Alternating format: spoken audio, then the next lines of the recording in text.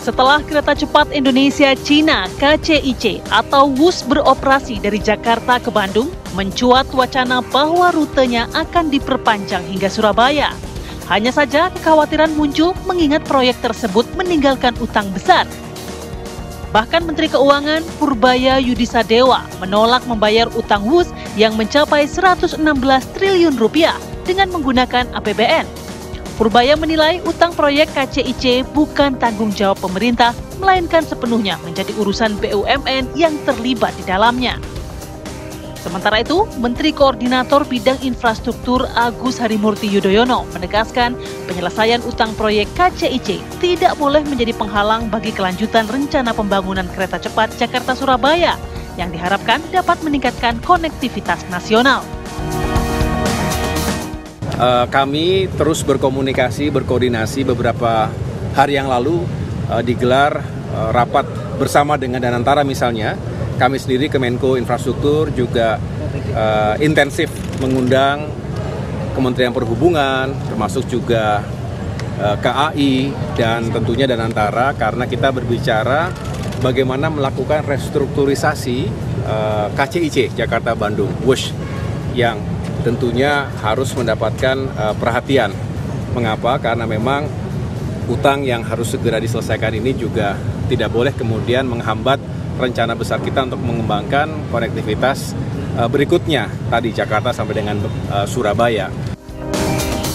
Pemerintah membahas sejumlah opsi restrukturisasi untuk proyek kereta cepat Jakarta-Bandung, meskipun seluruh opsi penyelesaian masih dalam tahap pembahasan.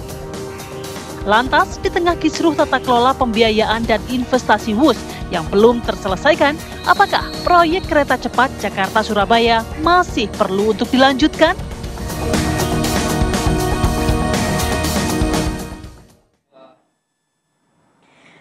Ya, kalau berbicara wacana nantinya rute dari WUS ini akan diperpanjang menjadi Jakarta-Surabaya, mungkin direspon beragam oleh banyak pihak. Tapi kalau kita cek dulu ya mungkin ya, Za, sedikit harga tiket nih. Kalau harga tiket Jakarta-Surabaya ini naik pesawat 1 jam 30 menit sekitar 1.500.000 harganya ya. Cuma kalau naik kereta api sekitar 8 jam 25 menit yang langsung ini kisaran 750.000 sampai 1 juta ke atas. Nah, kira-kira kalau nantinya ada WUS yang diprediksi bisa 2 jam nyampe Surabaya, harganya ditaruh berapa ini? Yang paling memungkinkan di kantong masyarakat, memungkinkan juga hitung-hitungannya masuk di pemerintah. Nah, kita akan bahas hal ini ya dengan narasumber yang sudah hadir di studio. Sudah ada Bang Azaz Tigor. Selamat pagi Bang Azaz Tigor. Pagi. Sehat ya Bang? Sehat. Kemudian juga sudah ada Pak Agus Pambagio, analis kebijakan publik yang bergabung bersama kami via Zoom. Pak Agus, Assalamualaikum, selamat pagi. Waalaikumsalam, pagi ini sinyalnya nggak bagus ini. Oke, silakan. Baik. Halo. Saya mau ke Bang Azaz Tigor dulu Bang, kalau berbicara mengenai visible nggak sih ini kan rencana pemerintah. Kemarin kita rame-rame membicarakan utang WUS yang sampai dengan 60 tahun mungkin baru lunas. Tapi ini rencananya akan diperpanjang, wacana Jakarta-Surabaya. Menurut Anda setuju nggak dengan rencana ini? Ya. Sebagai sebuah sistem transportasi publik massal, menurut saya memang semakin dia bertambah trasenya atau rutenya, dia akan semakin bagus. Ya, WUS ini kan memang dibangun untuk rencana awal untuk Jakarta-Surabaya. Ya, Bandung ini kan tahapan awal. Ya, kalau dilihat untuk sampai Bandung memang masih kecil. Ya. Tapi kalau dia bangun sampai dibuat sampai Surabaya itu menurut saya akan jauh lebih baik. Ya karena memang cakupannya jadi lebih banyak. Ya cakupan perjalanan juga akan lebih banyak. Akan lebih banyak gitu ya. Sekarang kan ya kalau saya hitung-hitung sekitar 500.000 lah ya. Per bulan gitu ya. Nah, menurut saya itu nanti akan lebih bertambah karena cakupan daerahnya akan lebih banyak. Itu transportasi selalu seperti itu. Semakin dia panjang, dia semakin lebih massal. Ininya jangkauan penggunanya. Begitu. Dan itu jadi alternatif yang kedua. Alternatif buat masyarakat menggunakan transportasi publik. Ya. Alternatif kenapa? Kalau misalnya ini nanti kan Jakarta Surabaya sekitar 2 jaman ya. Kalau kita naik pesawat gitu ya, itu 2 jam tuh hanya ongkos waktu ke bandara. ya kan? Betul. Ya kalau misalnya kita naik dari Suta Jakarta gitu ya, itu kan Kalau 1 kita jam. dari Bekasi menuju ke Cengkareng kan lumayan, itu. bisa 2 jam. Belum lagi nanti di Surabaya juga keluar kan gitu ya. Iya. Nah itu butuh waktu, belum penerbangannya, belum waiting boardingnya lagi. Betul. Ya itu jadi lebih rumit. Tapi kalau dengan WUS, saya pikir dengan kereta cepat seperti ini juga dia akan lebih bagus. Ya nggak buang waktu gitu loh. Pun sepanjang perjalanan bisa digunakan untuk meeting, Bisa, misalnya, bisa untuk kerja. bisa dilakukan. Betul. Nah misalnya gini, saya lihat saya beberapa kali menggunakan WUS ya ke Bandung ya. Kalau ada kegiatan begitu, acara atau saya kan juga lawyer ya, sidang begitu atau ini, saya pergi pagi, Pulang sore. sore udah pulang. Oke. Nggak perlu Efisien lah nginap. menggunakan. Ya. Ya kan kalau misalnya nggak itu kan biasanya naik kereta yang sudah ada ya, itu jauh lebih lama ya waktunya 2,5 jam ya, dan 5 jam pulang pergi. Ini kan cuma 40 menit. Jadi kalau dari Bang Aziz Tigor ini sebenarnya kurang lebih setuju dengan adanya wacana nanti diperpanjang menjadi Jakarta-Surabaya. Bagaimana dengan Pak Agus? Pak Agus banyak yang mengatakan sebenarnya kalau untuk wilayah Jakarta ke Surabaya ini bandaranya sudah mumpuni, tolnya sudah ada, kayaknya nggak perlu-perlu amat deh. Ya, sekarang tinggal pikirkan. Pemerintah sedang menyuntik Garuda 30 triliun lebih. Di sana Garuda pasti Berarti mati. karena Kenapa? Kereta kan selalu di pusat kota. Kalau bandara selalu di luar kota. Jadi orang pasti pilih naik kereta. Itu aja masalahnya. Jalur jalan tol juga akan berkurang. Bagaimana dengan investasi pemerintah itu yang juga kebanyakan ngutang? Itu yang perlu dipikirkan. Kenapa dulu di awal saya dan Pak Jonan itu setuju, tetapi konsesinya juga diatur. Memang itu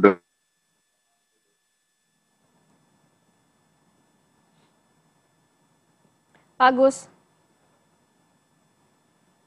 Oke. Baik, kita ke Bang Azaz. Bang, kalau misalnya hitung-hitungannya Bang, tadi kan dikatakan ini bisa jadi alternatif lain. Tapi ketika melihat ada banyak transportasi begitu ya, pilihannya ada kereta biasa, ada pesawat begitu. Yang mana yang nanti memungkinkan paling banyak? Apakah memang WUS ini akan banyak digunakan sama orang yang berbisnis karena tadi bisa sambil meeting dan segala macam, atau justru memang bervariasi? Kalau kita lihat WUS ya, ini kan peaknya ramainya ketika musim liburan begitu, yang jadi ibaratnya wahana gitu ya, orang pakai ke sana cuma buat liburan begitu. Kalau nanti sampai Surabaya gimana Bang? Ya kalau memang semua Jakarta Bandung betul itu jadi wahana. Ya kan? Jadi wahana karena tadi jangkauan cakupannya juga terbatas. Nah kalau dia sampai ke Surabaya, menurut saya tadi dia akan setidaknya menambah orang menggunakan transportasi publik untuk lintasan Jakarta Surabaya. Ya bisa Semarang atau sampai mana gitu ya di ini. Itu akan bisa lebih jadi alternatif begitu dibandingkan kan ini kan juga tarifnya distance base kan, bergantung jarak nanti. Ya. Nah itu juga jadi pilihan. Pertimbangan mau saya. Tapi nanti kira-kira tadi kan Pak Agus juga menyampaikan ya, harus dilihat juga apakah ini akan menggerus mungkin dari maskapai yang menuju ke rute Jakarta-Surabaya dan lain sebagainya. Jangan sampai investasi-investasi seperti tol dan lain sebagainya yang sudah dibangun ini akan terganggu dengan nantinya ada Jakarta-Surabaya versi kereta cepat. Saya melihat itu punya pasar masing-masing ya dalam layanan transportasi publik massal. Ya, justru saya melihat nanti, ini jadi persaingan sehat. Gitu loh, ya penerbangan sekarang ini kan boleh dibilang layanannya juga nggak bagus-bagus amat gitu kan? Oh gitu Bang. Iya, saya juga lagi gugat Citylink sekarang. Gitu loh, nggak bagus-bagus amat. Terus juga kereta lain juga kan masih terbatas. Jalan tol mahal. Nah ini tadi jadi alternatif. Dia punya, kalau saya sih berharap kalau belajar dari pengalaman di Malaysia misalnya, itu jadi pertumbuhan persaingan layanan bagusnya tuh jadi baik gitu loh. Oke, Bang, ini yang dikhawatirkan adalah mengenai biaya, ya kan? Kalau misalnya kereta kan jalurnya sudah ada, tapi kalau WUS kan harus bikin tempat baru, stasiun baru, relnya baru, segala macam. Takut ada pembengkakan biaya lagi seperti Jakarta Bandung kemarin. Apa itu gimana? Saya ngeliat memang iya karena harus nambah kan, nambah trase. Iya, yang takutkan kan pembengkakan Bang. Pembengkakan targetnya itu, sekian, tapi nanti molor, tambah lama dan segala macam. Nah itu tata kelola yang harus dibangun betul dari sejak persiapan. Ya kalau dulu mungkin tata kelolanya mungkin kurang bagus gitu ya. Ini belajar dari pengalaman sekarang, kita sudah banyak punya referensi juga bangun nanti mau pakai siapa, seperti apa, itu jadi banyak pilihan juga. Tapi kalau WUS kayak lihat skemanya kan sekarang ini kan lebih menggunakan aset jalan tol ya, nanti rutenya ya, trasenya gitu. Nggak butuh waktu banyak untuk pembebasan tanah, ya. Gitu. Biasanya kalau untuk pembangunan seperti WUS ke Jakarta Surabaya ini pos-pos mana sih yang paling menjadi perhatian, dalam arti jangan sampai nanti juga bengkak lagi nih kosnya? Itu dikonstruksi. Ya dikonstruksi itu yang besar sekali biayanya. Ya itu yang harus, makanya perencanaannya harus benar. Kalau yang pertama dulu kan banyak ya perencanaannya yang berubah, misalnya waktu ngebor tiba-tiba harus tambah waktu, tambah biaya, ya. Nah, ini yang harus diperbaiki, tata kelola mulai dari perencanaan tadi. Ya supaya lebih tepat, sekarang banyak lah teknologinya lebih bagus lah. Mungkin sekarang kita lebih terbuka ya ngelihat.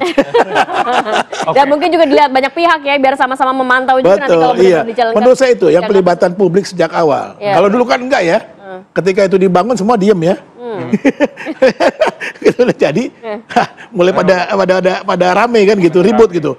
Menurut saya gini, kereta cepat ini kan sistem ya, teknologi itu kan netral ya.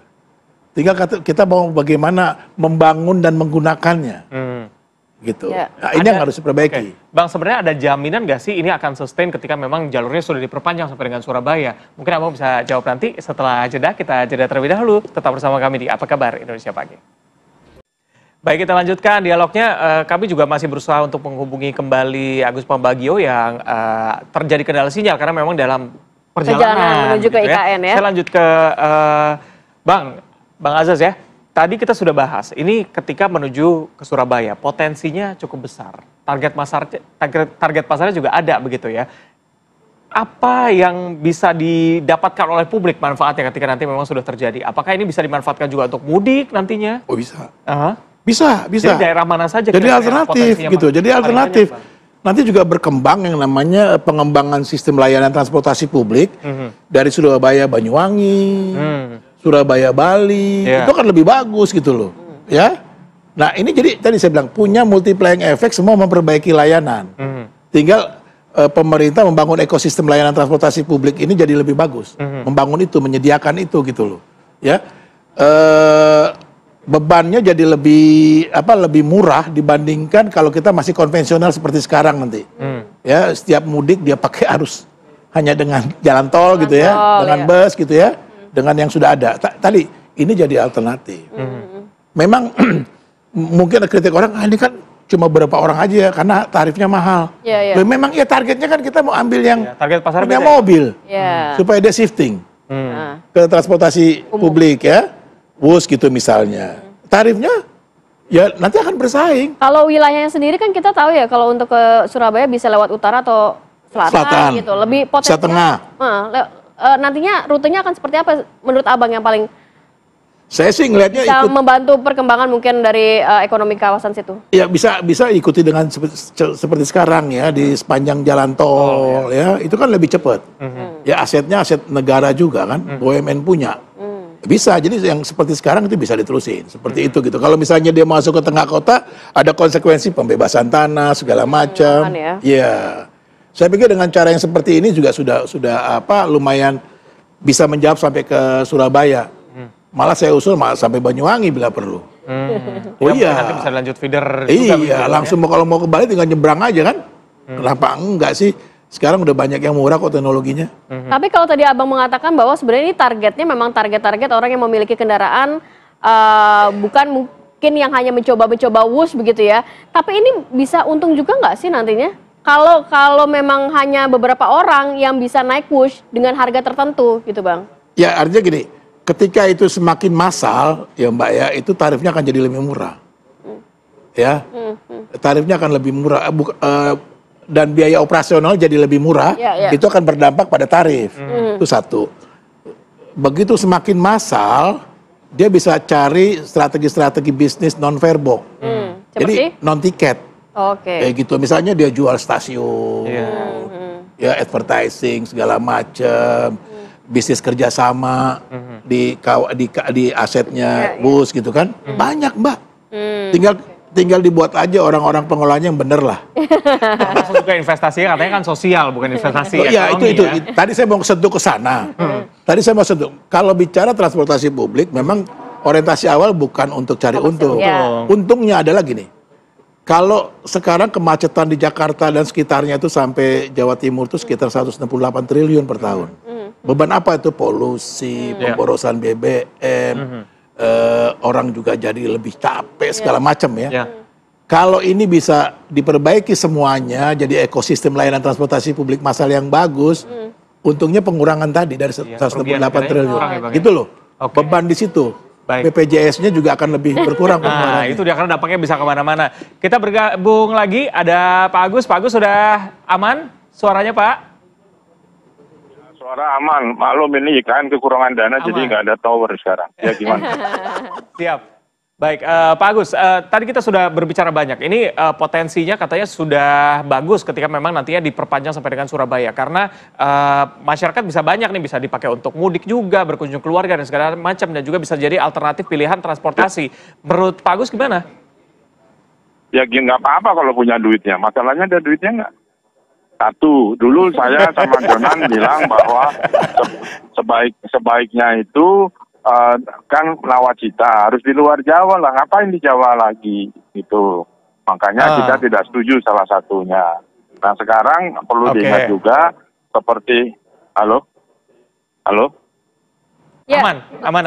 Silakan Pak, lanjutkan. Ya, lanjutkan Pak Agus. Jadi kalau itu dipaksakan di Jawa, ya kita tahu bahwa di dunia tidak ada kereta cepat yang untung. Ya kan, nah jadi kalau mau dipaksakan silakan, tapi ingat itu ada kanibalisme. Jadi praktis Garuda akan mati itu. Kemudian jalan tol akan sepi, investasi sudah besar di situ. Terus gimana? Nah itu pemerintah jawab dulu.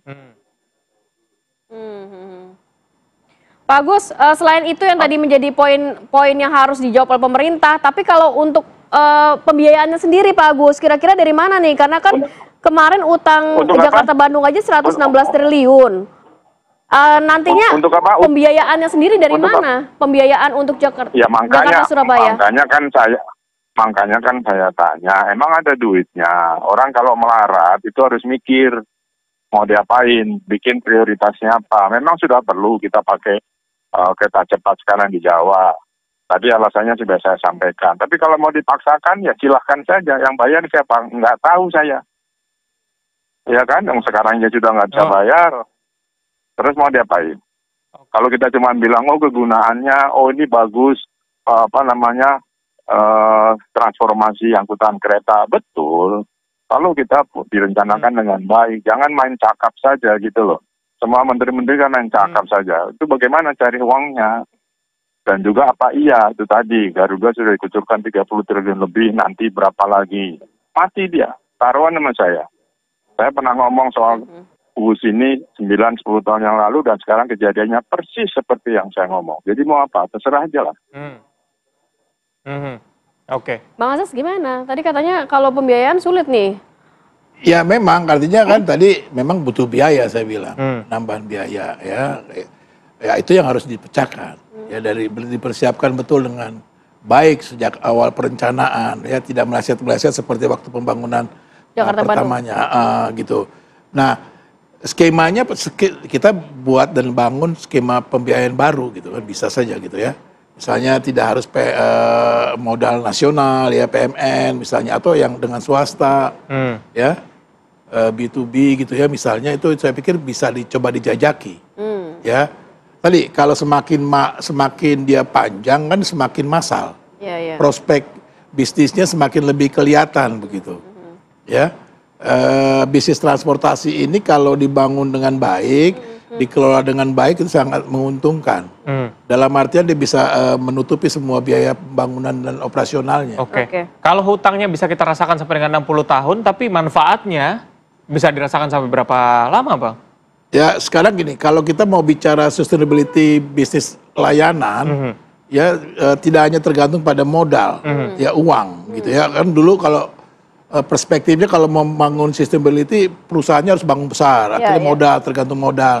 Nah menurut saya tadi aspek sosial, kalau dia punya dampak sosial yang bagus, ini akan juga meningkatkan pendapatan bisnis layanannya. Nah itu bisa dia akan membangun layanannya lebih baik dan lebih sustainable. Kalau gitu, kita bicara urgensi, Pak Agus, gimana Pak? Seberapa urgent untuk membangun ini sampai dengan Surabaya? Nggak ada urgensinya. Urgensinya nggak ada ya Pak ya? Mau lebih cepat. Sekarang kalau mau lebih cepat, kereta sekarang Argo Bromo sudah bisa 7-8 jam. Mau dipercepat 5 jam, bisa. Mungkin triliunnya paling 2 triliun, 3 triliun, bantalan dirapikan, rel disir dan sinyalnya dan sebagainya. Itu saja. Urgensinya untuk Jawa, belum ada pesawat. Sekarang pilih, silakan pilih. Mau pakai angkutan udara hidup, jalan tol oke, kita sudah tanam uang di situ besar, atau enggak. Putuskan saja. Apapun keputusannya, rakyat pasti diem saja. Ya paling orang-orang seperti saya sama Tigor yang cerewet. Kan gitu. Pak Agus, tapi kalau misalnya Jakarta Surabaya pun mungkin tidak begitu menguntungkan. Dalam arti tadi kan Bang Tigor menyampaikan kalau Jakarta Surabaya nantinya semakin banyak orang yang juga naik, mungkin juga bisa semakin banyak memberikan keuntungan juga, tidak hanya keuntungan material, tapi juga keuntungan sosial. Gini. Di seluruh dunia kereta api, terutama kereta api cepat, tidak ada yang untung. Sekarang kita mau kasih anggaran berapa PSN untuk modal kerja kepada mereka. Mau berapa? Tiketnya mau berapa? Mau yang Jakarta Bandung saja dulu saya ngitung kasarnya 1 juta. Yang di Surabaya mau berapa? Oh, kita mesti lebih murah dari Lion misalnya, yang LCC. Mau sampai kapan? Itu tolong dihitung dulu. Menteri Koordinator Infrastruktur tolong dihitung dulu. Seberapa besar itu akan berpengaruh. Sosial, kalau sosial ya jangan sosial ke barang mewah lah. Itu kan maksudnya barang mewah. Tapi kalau sekali lagi, kalau itu putusan politik mau dilanjutkan, silakan. Nanti ingat aja omongan saya hari ini. Seperti apa kita mau lihat. Karena seperti apa yang saya sampaikan 9 tahun yang lalu, kejadian sekarang. Tadi Bang Azaz juga bilang sebenarnya pendapatannya kan nggak cuma dari penumpang aja Bang, tapi bisa juga dari investasi di stasiun, ada iklan di sana, ada yang penyewa tenan dan segala macam gitu. Itu nggak bakal nutup ya? Berapa iklannya, TOD-nya berapa? Nggak akan nutup ya?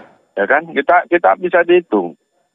Mau TOD sampai berapa? Itu operasional mahal. Sewa frekuensi sekarang saja 1,3 T per tahun. Itu dibayar apa enggak saya nggak tahu. Kemarin kan keuntungannya PTBA kepada kereta diambil. Nanti mau di mana lagi? Sekali lagi tolong financial itu yang benar. Kemudian ada pembahasan soal antropologi sosial. Karena apakah betul itu bagi masyarakat menguntungkan? Mungkin bagi sebagian iya. Tapi pada umumnya mau dijual tiket berapa? 500.000 atau ini pasti akan lebih harus minimal sama seperti sekarang sama Parahyangan. Kalau yang paling tinggi itu Argo Bromo Anggrek berapa? 600.000 atau 800.000 aja. Nah itu 800.000 nyampe nggak Surabaya dengan itu kosnya berapa? Itu aja. Mudah kok dihitung. Saya bukan orang finansial tapi itu kebayang sudah. Silakan hitung itu, tentukan. Kayaknya kalau dari sisi Pak Agus kayaknya nggak nutup gitu ya. Semua. Nanti kalau kita nggak bisa bayar, negara kita ada di okupansi, ada provinsi Indonesia, itu gimana? Kan harus dipikir juga soal geopolitik. Pak Agus, tapi kalau kita restrukturisasi utangnya mungkin tadi kan dikatakan ya kita buat lagi kerjasamanya B2B, kemudian hutang yang sebelumnya mungkin tenornya lebih panjang, saat ini kita cari pembiayaan yang lain yang lebih masuk ke dalam program pemerintah. Nah, mungkin nggak sih dicari seperti itu? Ada solusinya gitu kalau pemerintah tetap akan memperpanjang rutenya menjadi ke Surabaya? Siapa nih? Ke saya? Iya, ke Pak Agus. Halo? Iya, silakan Pak. Iya. Oh iya. Ya kalau mungkin saja. Sekali lagi jangan diputuskan berdasarkan politis, berdasarkan pencitraan. Putuskan dengan baik. Semua perhitungannya detail tadi analisa finansial, ekonomi, antropologi dan sebagainya. Soal tanah di kita itu rese banget, calonnya 10 lapis kali.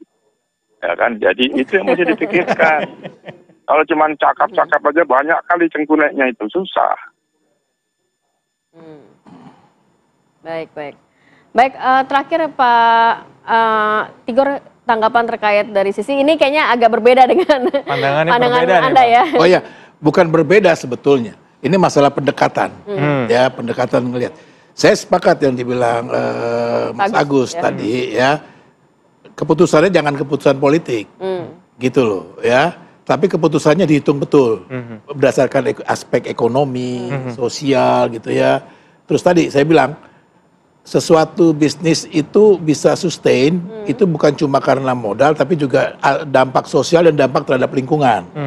Ya, nah ini harus dihitung. Bisa dihitung kok, saya sepakat bisa dihitung. Makanya keputusannya harus berdasarkan hitungan yang rasional, ya bukan politik gitu loh. Kalau politik jadi akhirnya rame-rame terus seperti sekarang.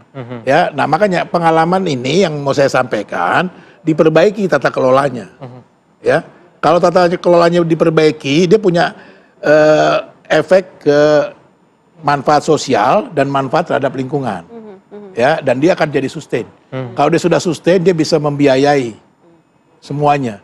Ya, nah ini yang harus bisa dihitung dulu. Jadi keputusannya bukan karena politik. Saya sepakat yang dibilang Mas Agus. Jadi perencanaannya matang di awal ya. Betul. Kalau putusan politik itu kan kepentingan politik. Ya, kan ini harusnya kan sistem layanan transportasi publik massal ya kepentingan publik. Baik. Dan sangat bisa dihitung. Ya, dan sangat bisa diprediksi. Sekarang ini. Jadi dihitung betul. Oke. Pokoknya jangan sampai kita jatuh ke lubang yang sama begitu ya ketika ini akan dipilih nantinya untung ruginya harus dihitung baik-baik, dampak sosialnya, dampak ekonominya juga, jangan sampai masyarakat lagi yang lagi dirugikan ya. Terima kasih sudah berbincang bersama kami, Bang Azas Tigor, Pak Agus juga sudah bergabung bersama kami pagi ini. Pemirsa, kita akan ajak Anda untuk jeda terlebih dahulu. Usai jeda kami punya informasi mengenai ada masyarakat penerima bantuan sosial di Kabupaten Kepahyang, Bengkulu yang memilih untuk mundur sebagai penerima bansos karena tidak bersedia bahwa rumahnya ditempeli stiker keluarga miskin sebagai tanda penerima bansos. Kami hadirkan selengkapnya usai jeda, tetap bersama kami.